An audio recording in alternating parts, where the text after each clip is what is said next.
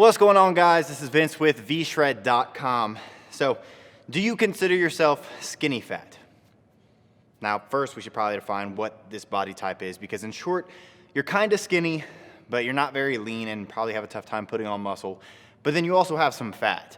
Now, you're not obese, but getting rid of that body fat or that hip fat seems nearly impossible. Being skinny fat sucks, but don't think that your body has to be stuck this way, because in today's video, we're gonna get you some tips that can get you out of that skinny fat syndrome and into your dream body. I'ma keep on going up till the lights go down.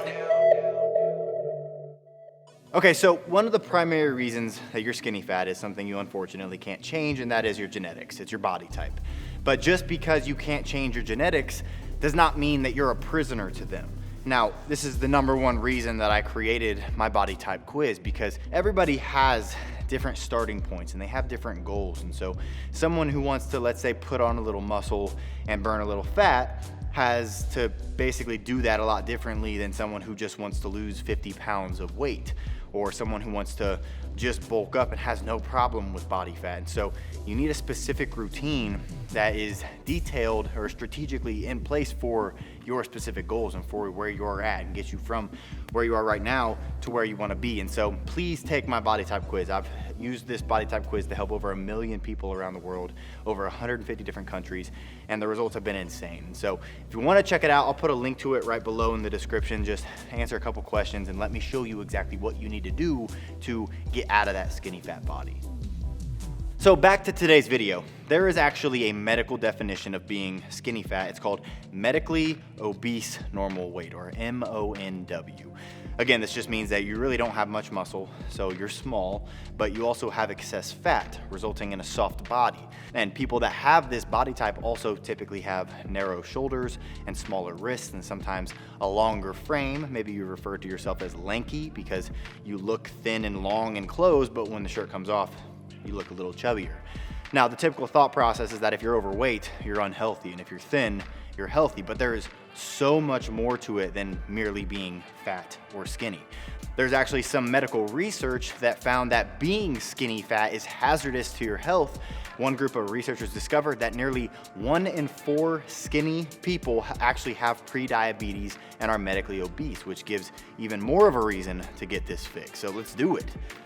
Okay, so we've established what it means to have a skinny fat frame. You're a hard gainer when it comes to trying to build muscle, and you're an easy gainer when it comes to putting on body fat. This means you have the curse of two evils, but you're not cursed. You just have to work smarter to be successful in reaching your fitness goals.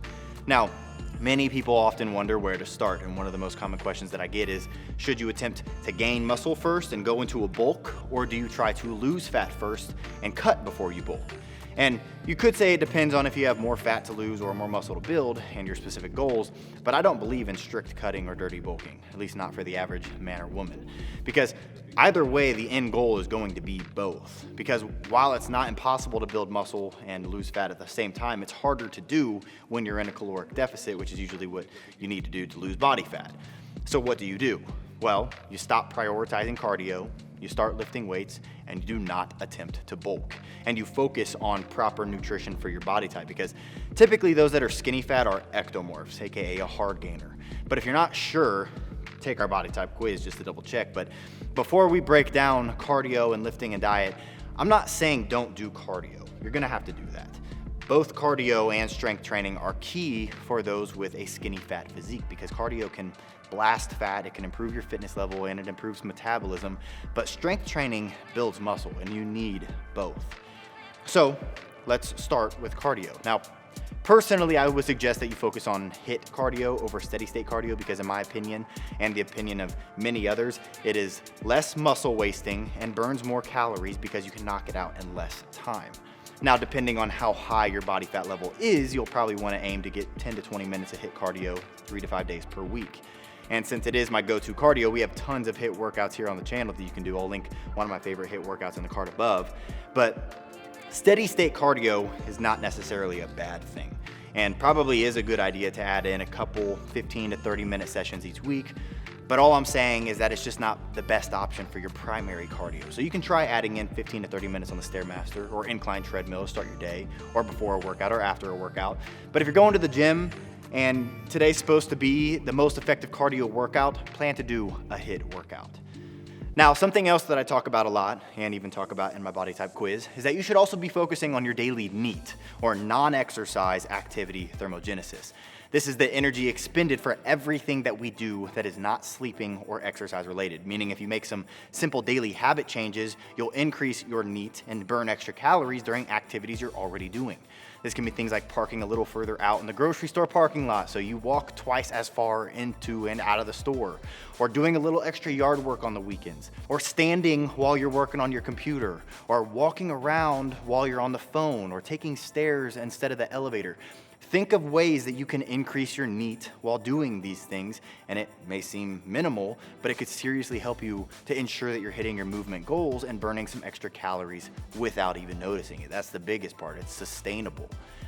Now, let's move into lifting and talk about that for a second, because building muscle will be the primary focus of someone that is skinny fat, because having more muscle means that you're going to be burning more fat. For every pound of lean muscle mass added to your frame, you'll expend roughly an extra 50 calories at rest just to keep that muscle fueled each day. And to build muscle, you're probably gonna wanna lift hard and lift a little heavier 4 to 5 days a week. This can mean challenging yourself with heavy weights as long as you're using proper form in that 4 to 6 rep range, or focusing on hypertrophy, which is my personal favorite for building lean muscle, and staying in that 8 to 12, maybe 15 rep range for your lifts, and focusing on time under tension. Now, for those of you who have never heard of time under tension, it's basically just a term used to measure how long a muscle is actually being worked during a set. So the total amount of seconds during the concentric contraction, or the way up, or the pushing, the squeeze at the top, aka the isometric contraction, and the negative, the lowering, or the eccentric contraction. Now, one thing I literally do when I lift is I'll drop the weight a little bit and I'll count 1 or 2 Mississippis for each contraction, because if each rep is taking you, let's say, 6 seconds, a set of 12 reps will be 72 seconds of quality time under tension, and I normally aim to stay within the 60 to 75 second range for this method, and it works. Now, after you've perfected your time under tension type exercises, the next thing to focus on is progressive overload, which is just as, if not more important, and basically means you gradually increase the amount of stress that's placed on your muscles, and this could be by adding more weight, doing more reps, or more sets over time. And you'll also need to focus on volume, meaning you may need to train a body part more than once a week. I personally aim to lift each muscle group twice per week by grouping 2 or 3 muscles together per lift. A perfect example for this would be a push-pull legs routine, or an upper body, lower body day structure, or getting weird with it and going chest and biceps and back and triceps and legs and shoulders. There's tons of different ways to make sure that you're training each muscle group as often as you should. Just make sure you're focusing on time under tension and progressive overload, and then increasing your volume. Now let's move into the most important aspect of this whole thing, and that's exactly how many calories you should be eating every single day, because this will be different for every single person. And by the way, our body type quiz has a free calorie calculator built in if you want to check that out. But no matter what your body type is, it's crucial that you focus on the most important macro of them all, because there's carbs, fats, and protein. That's the important one. You have to eat enough protein. And the typical suggestion for someone training hard is 1 to 1.5 grams per pound of body weight. And that can seem like a lot, but I usually find that it's easiest when my protein is spread out equally at each meal, so I'm not force feeding myself a pound of chicken or steak at one sitting. Now, why is protein so important? Well, first off, digesting protein requires the body to expend more energy than it does to digest carbs or fats, so the thermic effect is higher. Second off, protein is the primary component in lean muscle tissue. So the more protein you eat, the more sources of amino acids that you have available to build muscle, and building muscle will help elevate your resting metabolism, which again is why it's so important for a person with a skinny fat frame to be focused on building muscle. And third, protein keeps you fuller longer. Now, this is not to say go eat protein all you want, because excess consumed protein can be stored as fat, just like carbs or fats. So your calorie intake needs to be in check no matter what macro you're consuming. Now, while it may seem daunting to meet your daily protein needs, it's much easier than you think, especially if, let's say, you throw in a couple Sculpt Nation protein shakes each day, because every scoop contains 25 grams of whey protein and 3 grams of muscle-building leucine and fast-acting BCAAs, and there's 2 different delicious flavors to choose from if you want to check them out. Check out the second link below in the description. They're my favorite protein powders. But now I want to throw in this last part because a lot of people ask me about it. Once your cardio and your diet and your training are in check, you want to start, or you may want to start taking supplements. And obviously there's a ton of different supplement companies out there, and they're not needed. And it's also hard to know what to trust or what is good. And this is why Sculpt Nation was created. It's a supplement line that has everything you need from people you can trust. I'll also put specific links to the products I'm about to mention below this video, because for muscle building, aside from ample protein, there really is nothing more proven or beneficial for building muscle and getting stronger and performing better in the gym than creatine. Our next generation creatine complex delivers the fuel resource that your body needs to increase strength and enhance muscular endurance and build more lean muscle mass. And our creatine is one of the reasons I've been able to put on 15 pounds within the last few months and get a heck of a lot stronger in the process, because it works. Now, for fat loss, you may want to supplement with a thermogenic, and maybe you've heard this term before, but basically it means you ingest ingredients that have a high thermic effect, meaning they create heat in your body and burn calories on their own. And Sculpt Nation Burn is a potent natural fat burner supplement designed to burn fat and increase your energy levels and suppress your appetite. This is Sculpt Nation's best-selling supplement, and it really does help to put your metabolism into hyperdrive. Now, you have to remember that being skinny fat is very different than being genetically skinny. Often these body types are given the exact same diet and training program, and this is terrible advice. It's why I created my body type quiz. So if you want to take out all the guesswork, we can do it for you.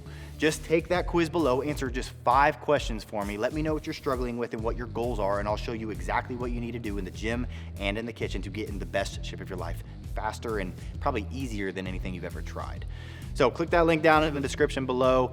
But other than that, guys, if you have any specific video topics that you want me to cover in the future, make sure you're commenting them down in the comment section below. But other than that, guys, I hope this video helped. Thank you for watching, and I'll see you in the next one.